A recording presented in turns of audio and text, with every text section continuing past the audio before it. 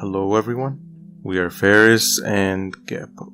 The developers of an indie game you may have seen around lately, Garten of Banban. There have been YouTubers and streamers playing it, clones on the Play Store, animations, and bird memes.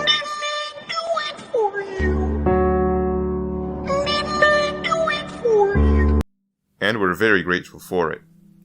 If you had taken the time to check out our other games, you may have noticed something. Garten of Banban is far from being our first game.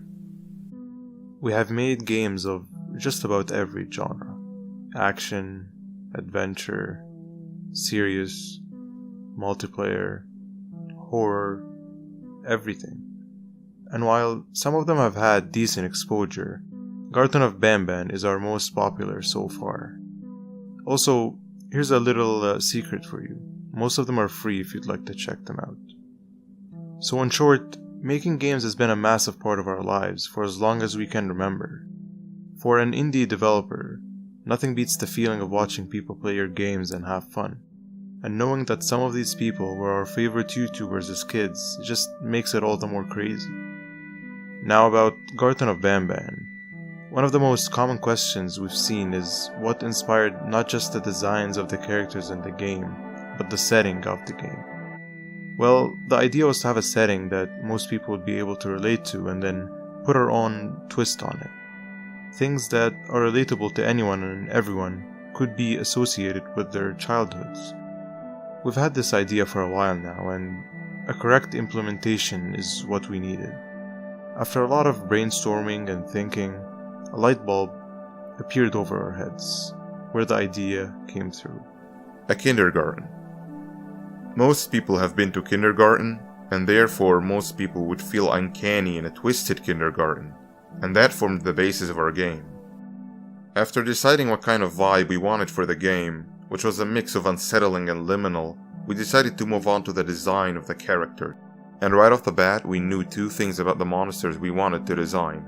One, that they needed to be very fitting in a kindergarten setting, and two, that they needed to look creepy as 3D monsters. We decided to go with a style that mimicked those murals and drawings you can expect to see drawn all over the walls of a kindergarten. But also we decided to have them look like they were drawn by a creative kindergartner. And the result was the cast you're probably familiar with at this point. 6 cute monsters, all smiling and laughing, with each looking vastly different from the other. And that was how the Banban gang was born. After finalizing the setting and characters, the next thing to tackle was gameplay. A unique mechanic was needed to make the game stand out. Something that would help the player progress through the game and not be a burden or an annoyance. A toy drone is what we ended up settling for many reasons really, but the story of the drone could be a video of its own. By the way, you can teleport it by pressing right click. And that formed the basis on which we designed Garten of Banban. Of course, there are many things that came down the line, such as the gameplay and just how overall the game was going to play out. While deciding how the game was going to play out, we needed to keep our plan realistic and doable.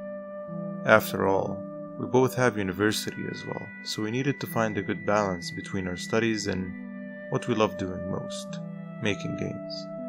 But we pulled through and managed to finish the game, which we are very proud of.